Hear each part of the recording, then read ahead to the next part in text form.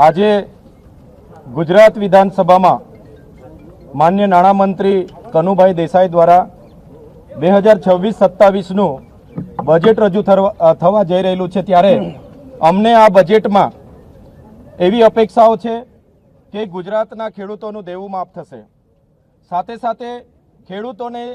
ખેતીવાડી સિંચાઈ માટે ખેતીવાડી વીજળી 24 કલાક મુક્ત આપવામાં આવશે, ઘર વપરાશની વીજળી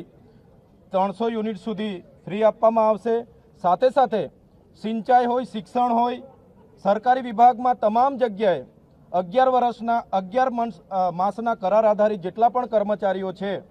એમને કાયમી કરવાની આજના બજેટમાં જાહેરાત થશે એવી અમને અપેક્ષાઓ છે।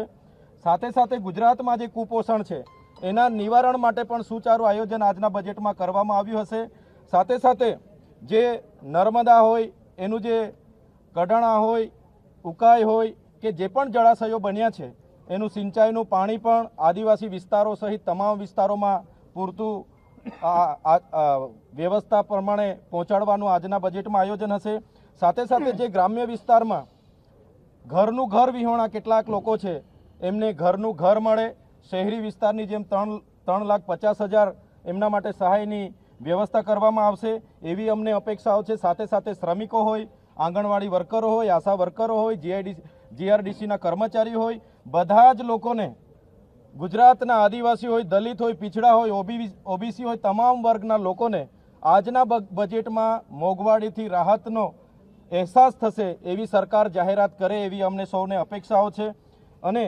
આજનું જે બજેટ છે એમાં અમે શિક્ષિત બેરોજગારો જે પણ લોકો છે એમને પણ રોજગારી ભત્તાની જાહેરાત ગુજરાત સરકાર કરશે એવી આજના બજેટમાં અમે સૌ અપેક્ષા લઈને બેઠા છે।